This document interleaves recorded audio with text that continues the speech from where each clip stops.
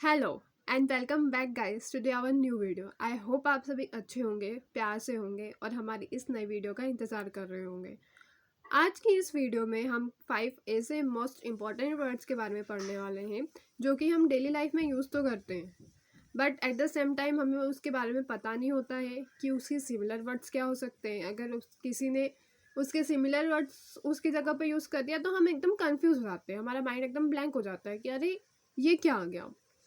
आज हम वैसे ही कुछ वर्ड्स पढ़ने वाले हैं जिनको हम कुछ तोड़ मरोड़ के ऊपर नीचे करके, मतलब सेम मीनिंग के वर्ड यूज करके उस सेंटेंस का वैल्यू हाई कर सकते हैं। Let's start with our first word जो कि होने टाइम। टाइम हमने हर जगह हर किसी सिचुएशन में यूज़ किया है, बट हमें उसका स्पेसिफिक मीनिंग पता नहीं है। Let's start with the meaning of time जो कि होता है अ मेजर ऑफ ड्यूरेशन और specific point in a sequence of event. मतलब किसी एक पर्टिकुलर इवेंट में उसकी जो ड्यूरेशन पता करनी रहती है हमें, उसके लिए हम most of the time use करते हैं बहुत से प्लेसेस पे। बट हम उसकी जगह कुछ सिमिलर वर्ड्स भी यूज़ कर सकते हैं like moment, hour, day, period. और अगर हम एंटोनियम्स की बात करें तो एंटोनियम्स ऑफ टाइम हो जाएगा एक्सटर्निटी, टाइमलेसनेस। और हमने इसका एग्जांपल तो हर जगह यूज़ किया होगा। तो example of time is what's the time. हम इसकी जगह पे पॉज लेके ये भी पूछ सकते हैं कि व्हाट्स द मोमेंट गाइस। मैं क्या बोलना चाह रही हूँ।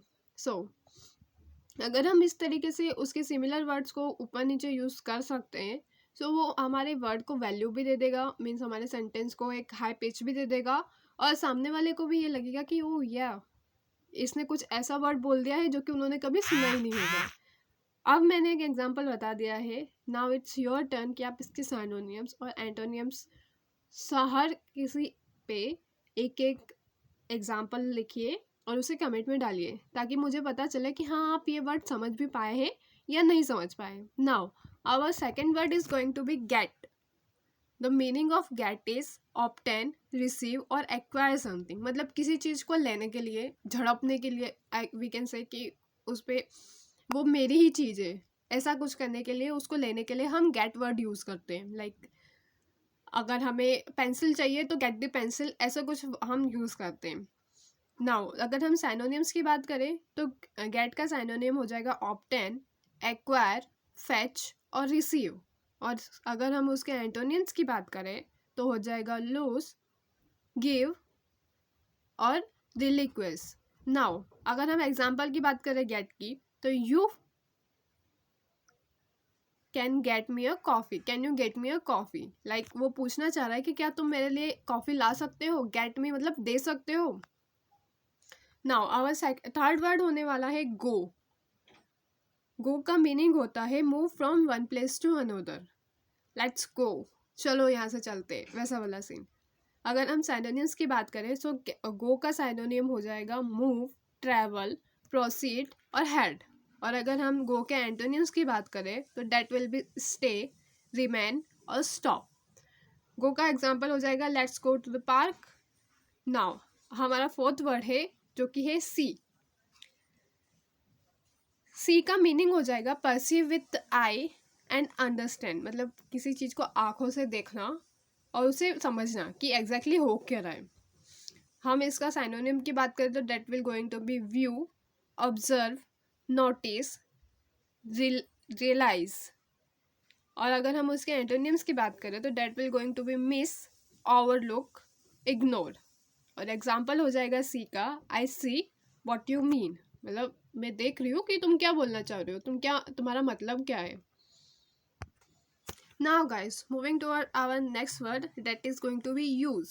यूज का मीनिंग होता है employ something for a purpose. किसी पर्पस के लिए किसी चीज़ को ग्रैब करना हम बोल सकते हैं, उसको एफिशिएंटली यूज़ करना, उसे यूज़ करेंगे, मतलब उसको इस्तेमाल करेंगे, लाइक दैट। अगर हम इसके साइनोनियम की बात करें तो synonym of use is utilize, apply, employ और ऑपरेट। इसका एंटोनियम्स हो जाएगा डिस्कार्ड, एबडन और नेगलेक्ट। बहुत सी बार ऐसा हो जाता है कि लोगों डिस्कार्ड वर्ड यूज़ करते हैं और हमें सामने वाले को पता ही नहीं रहता कि ओ नो इसका मीनिंग क्या है। नाउ इस वीडियो के बाद आई थिंक आप समझ गए होंगे कि डिस्कार्ड का मीनिंग है क्या। That means useless we can say, not to use. Abandon भी बहुत से लोग यूज़ करते हैं। सो आई होप इस वीडियो के बाद आप उस मीनिंग को समझ पाएंगे। अगर हम एग्जाम्पल की बात करें यूज़ की, तो that will going to be how do I use this app. मतलब हम बहुत सी बार स्टक हो जाते हैं फ़ोन में कि हमें वो चीज़ यूज़ कैसे करनी है, वो ऐप यूज़ कैसे करना है। नाउ मैंने कल भी आपको एक इम्पॉर्टेंट फार्मूला बताया था किसी भी वर्ड के लिए, आज भी वही सेम फार्मूला बताने वाली हूँ। अगर हम किसी एक वर्ड को पढ़ रहे हैं तो उसको पढ़ने की एक स्मॉल ट्रिक होती है कि अगर एक वर्ड है तो सबसे पहले उसकी मीनिंग पता कीजिए, दैट डिनोटेड बाय एम। उसके बाद उसके साइनोनियम पे जाइए, मीन्स उसके सिमिलर वर्ड्स भी हमें पता होने चाहिए।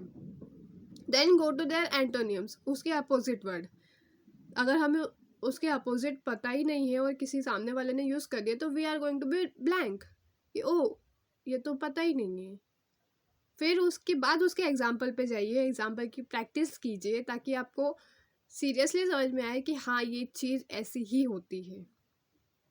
अब मेरे को लगता है कि अब आप ये फॉर्मूला हमेशा यूज़ करने वाले हैं, that is MSAEX, meaning, synonym, antonym and example. अगर आप इस तरीके से हर एक वर्ड को लर्न करते हैं ना तो वो वर्ड आपके माइंड में स्टेबल रह जाता है। मतलब अगर हमने उसके पूरे डीप में खोज कर रखी है तो कोई यूज़ भी कर रहा है तो हमें उसके बारे में पता हो रहा है, और दूसरे क्यों हम भी उस चीज़ को यूज़ करके हमारा लेवल अप कर सकते हैं। Now that's it for today's video. Thank you so much guys. अगर आपको ये वीडियो पसंद आई है तो प्लीज़ लाइक कीजिएगा, अपने फ्रेंड्स के साथ शेयर कीजिएगा और हमारे चैनल को सब्सक्राइब करना मत भूलिएगा। Thank you so much.